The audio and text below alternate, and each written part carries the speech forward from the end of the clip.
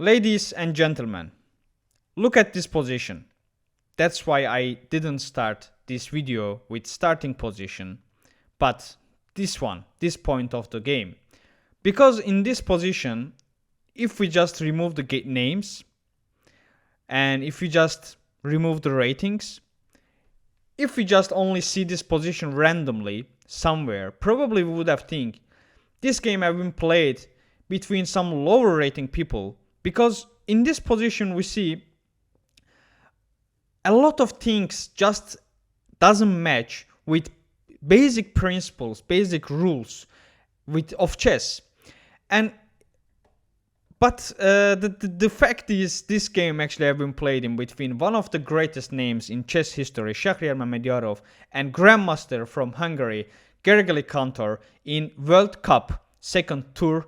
And yeah, so, and also on the other hand, let's say, okay, you ended up with this position, but how this is equal? Like, how if I just turn off the engine here, would you really think this is equal? Probably you're thinking white is really huge trouble, right?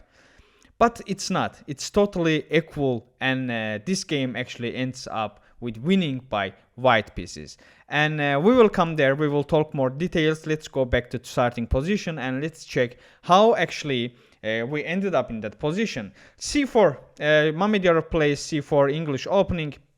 We see E5, knight C3, knight F6, E3. E3 is pretty understandable because in the future, if this bishop will come there, this knight come here. Like, let's say if you place this knight can come here. If we're castling, then we can play this one. Oh, sorry.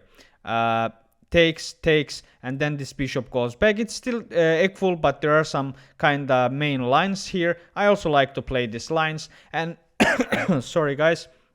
And after that we see knight c6, and then queen jumps to the b3. We actually see this queen b3 or queen c2 is after this bishop coming to attack on this knight, and we come there because if we will take this knight, then we take it back with our queen for sake of not to break this pawn chain on our queen side. And but we see it a bit early. Of course, Mamedyarov prepared some stuff, and here we see a5, which is understandable, and aiming to put this bishop here in the future, and also in the future maybe this pawn can walk actually. And after knight comes to f3, bishop b4, and we see a3, and then actually this a3 asking for bishop, that what you wanna do with that bishop. You wanna take that knight, or just you wanna go back?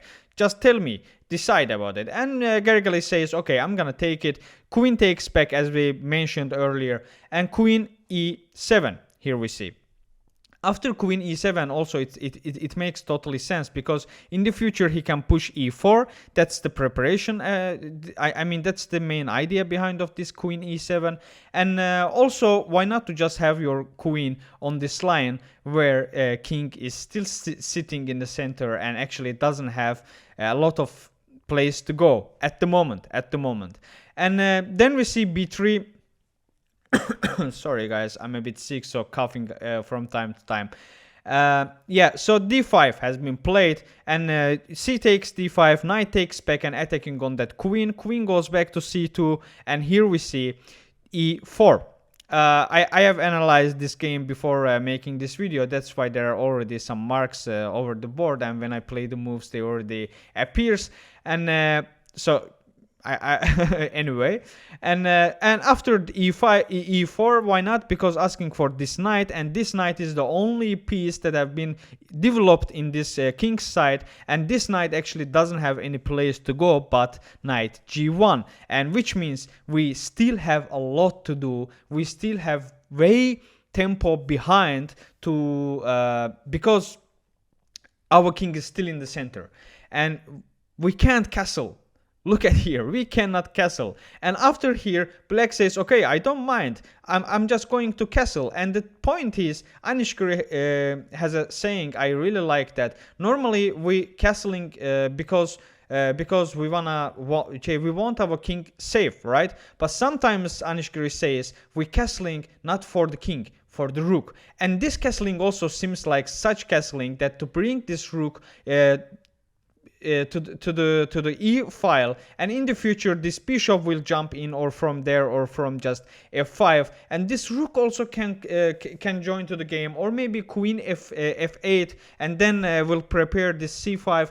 These knights can jump in a moment, and what white has?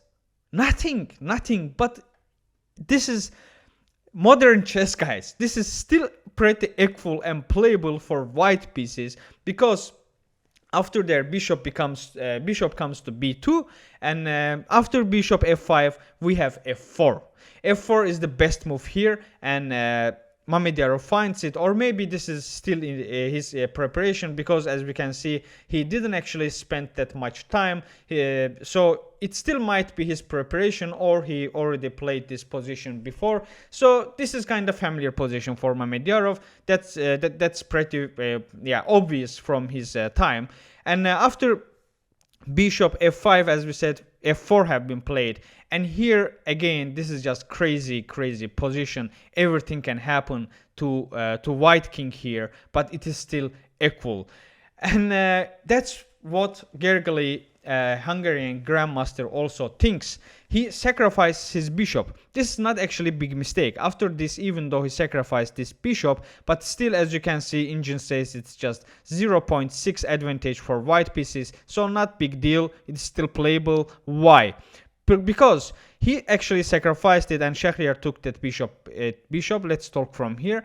And because even though he gives away his bishop, but still black has super dominant and active position to catch this king, which is just doesn't have a lot of any place to go but stay in the center. And that's why that sacrifice actually makes sense, but not the best move over there.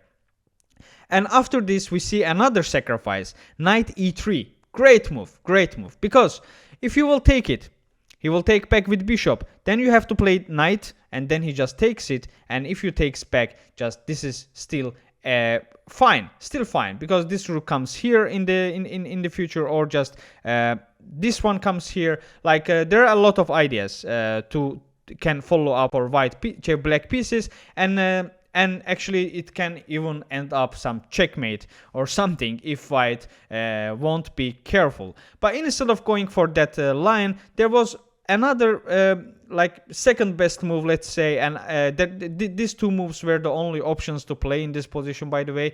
If you would have played something something else beside of d takes e3 or queen takes f3, this is totally winning for black pieces. So, and after here, actually, for a while, this will go this way for Mamedyarov. He will have to find only moves for a while, only moves that had to be done, otherwise black goes to win this game.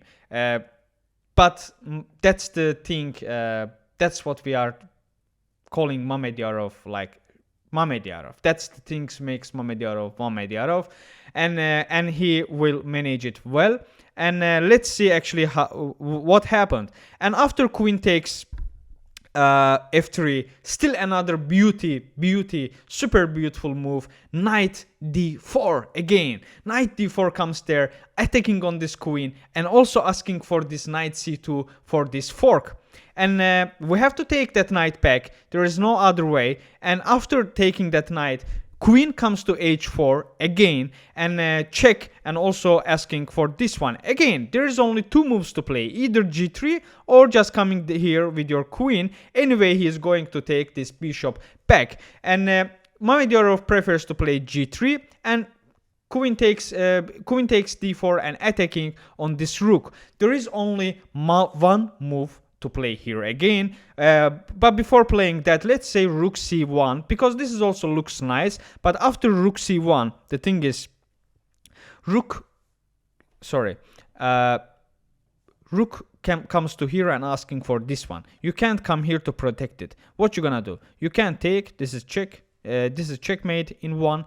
And let's say if you take it, this rook comes here, then you lose your queen. Totally winning for black pieces. That's why you can't play that. And another option is rook a2 that Mamedyarov finds. And after rook a2, there is a line like this. Yeah, this is too difficult to play, guys. Really difficult to play. I mean, here engine says first bring your rook here, then we'll be fine. But Gergely thinks, actually, why not to go knight g4 first? Anyway, this line will be open, and this king actually doesn't have much place to go, and I can put my rook here anytime, no problem. But bishop e2 again is the only move that holds white pieces over the board, and after now is actually attacking on this knight on knight, but rook comes to e8 and saying, okay, I pinned your bishop, so you can't actually attack on that knight. Again guys, there is only one move to play for white pieces, that's king f1. Mamedyarov managed to find that move again, and after this there is actually how it should be should go. Black has to play h5. After h3 he goes back there. It's still totally playable. Queen f4, we coming to trade because we are piece up, so why not to simplify the game. Black just doesn't trade, goes back to queen d1, attacking on this rook, and rook h2. We are going to play this position. Sorry. We are going to play this position, and this is kind of drawish position. But this is hard to understand because this is engine lines. Really difficult to understand. And Gergely Kántor, grandmaster from Hungary, thinks, what's the point of playing this if anyway I will have to go to play knight e5? What's the point of it? So just instead of going there and giving him some tempo over here, just why not to play knight e5, right? And that's how it will go. Shouldn't be any difference, but there is actually difference, and that difference is about to actually creating some escape hole for your king for the future, and that makes really some stuff important, but it's totally understandable. This is not easy to understand at all. And after here, queen f4 coming to trade trade the queens again. Sorry guys, I'm a bit sick, so coughing from time to time. Queen d5 coming and asking for this rook. And here we see knight f3, again, only move. Wherever actually, guys, you're seeing this great sign, that means this is the only move. Great move means that was the move had to be done. Otherwise, whatever else you play, it worsening your position. That's what great moves mean. Yeah, after knight f3. We see a4, we can't take it. We can't take it because this rook is hanging. And here actually we have to play either d4 or rook a1 again. But Shakhriyar missing that, and he plays actually third best move, but king f2, but third best move is not enough again. And because he missed this one, knight d3, after knight d3 you have to take this one with your bishop, otherwise you lose your queen. And after he taking this, you just this is knight e5, let's say, and queen d5 again, and coming and asking for this one. If you play rook e1, and this is drawish again. But probably Mamedyarov saw this position, but probably he couldn't understand this is actually drawish. He thought it's still winning. But the thing is, Gergely Kántor also couldn't understand that line, and he takes b3. After b3, rook b2, attacking on that b3 pawn, and then c5 has been played. Then d5 comes to ask for that pawn, and knight goes back to attack on queen. And after queen comes to g5, again asking for trading the queens, and queen e3 actually wants to come down and use this battery on this line. Rook e1 and h6 have been played and attacking on the queen. By the way, you have to see Gergely played it only 2 seconds remained on the clock. Then he played this h6. He didn't have time anymore. And queen takes c5. After queen check e3, king g2, rook comes to e6. Queen goes back to e1, again asking for trading.